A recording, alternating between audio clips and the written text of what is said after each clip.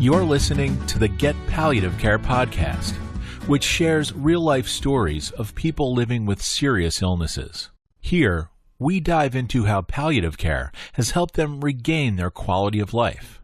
Today, we have Rae Anne's palliative care story. Rae Anne is a mother of twins and runs a nonprofit called Kids in Seats. She was living her normal, everyday life when she discovered a lump in her neck, which turned out to be stage 4 head and neck cancer. Upon completing several rounds of chemotherapy and dozens of radiation treatments, she was referred to a palliative care team to address the various physical symptoms of the disease and the treatment side effects. Rae Anne has been cancer-free for 2.5 years and wants everyone to know that palliative care changed her life. Now, let's hear her story. It was late August. I was at a Pearl Jam concert with my friends. I went to take a selfie. I felt like I was getting a sunburn, so I asked my best friend for sunblock. I applied it on my neck, or applied it on my face, went down to my neck, and there it was. There was a lump on the side of my neck. We were supposed to stay for the next night. We went home immediately. We knew something was not right. I had no signs and symptoms, though. I had no symptoms of being sick. I felt fine. I just all of a sudden had this thing in my neck. The next couple of weeks, I went from appointment to appointment trying to figure out what was going on. I was sent for, dry strep throat at urgent care. I went for a panoramic view at my dentist to see if it wasn't something dental. I was seen by multiple practitioners. Rae Anne ended up going to several doctors before finding out the cause of the lump in her neck. As I was going from doctor to doctor, trying to figure out what was going on, this thing on the side of my neck just continued to grow. It went from the size of probably what felt like a pea to what then became probably about 2.5 inches that from underneath my earlobe down to the middle of my neck. Prior to receiving the cancer diagnosis, Rae Anne was enjoying life with her college-age twins and running her nonprofit.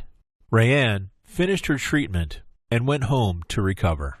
So I had gone through the normal chemo, which was 3 rounds of heavy-duty chemo and then 35 radiation treatments on my throat.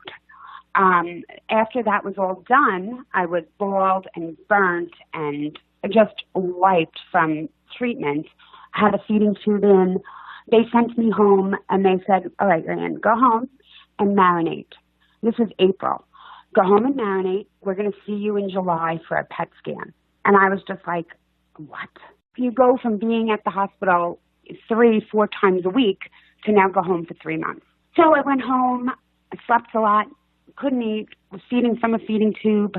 About 2 weeks into just kind of being home, I got a call from Eve Easton. She's the nurse at Palliative Care, scheduling an appointment. At that point, I knew nothing of palliative care.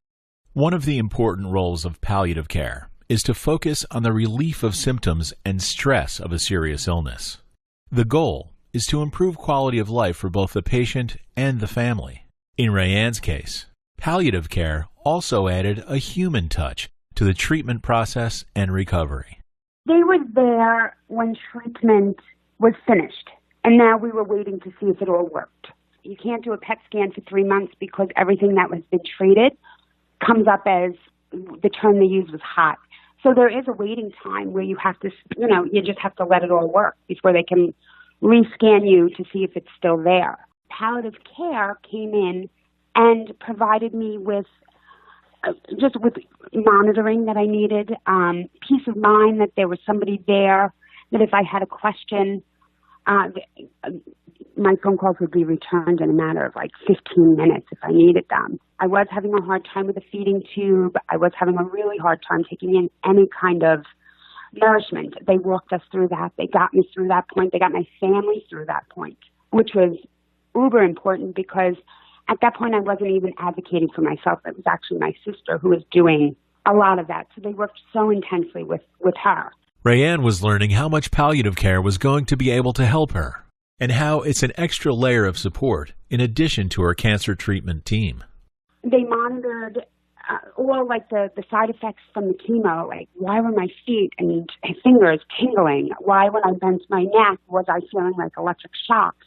All from treatment, all normal, but they allowed me to find some remedy. They played around with some different medications. They took me off some medications. They added the medication until it was fixed. It was a different kind of interaction where, you know, the radiation oncologist and the regular oncologist and that whole team, they're there to fix the cancer and like to kill the cancer to get me better. So our interactions were quick. They were very methodical. They were very laboratory to, you know, there was some how I'm doing, but it was how are the meds working. Palliative care, I remember when Dr. Scarborough first met me, she came in and she sat down.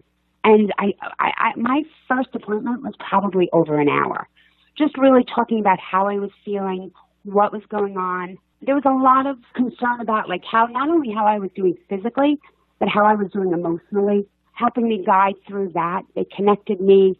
They made suggestions with the right type of therapy, that mental health therapy that I should be out there getting, and very open that it was, you know, that this is normal, and really allowed me to feel as if what I was going through was normal and that there was an end in sight. While the patient is at the center of palliative care, the family can be equally important and should be part of the conversation. I always had someone with me. I had care 24/7 at that point. So anybody who was with me at my appointments, whether it would be my kids, my sister, friends, but primarily my family, they made it perfectly clear to them that they were as available to them as they were to me. So if I was sleeping too much or not sleeping enough, if I was not eating enough, that they could reach out. Any questions that they had would be answered as well. Rae Anne says that she would highly recommend palliative care to anyone living with serious illness. For Rae Anne, the three most important things about her palliative care experience were: I would say, one, the continued connection to the treatment facility.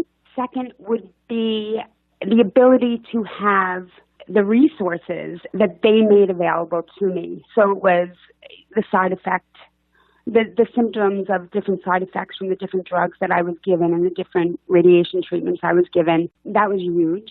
Monitoring my day-to-day life after the treatment and while we were waiting for the next scan. And then the humanistic piece of it, just somebody, you know, connecting and saying, you know, how are you? What's going on? How are you feeling?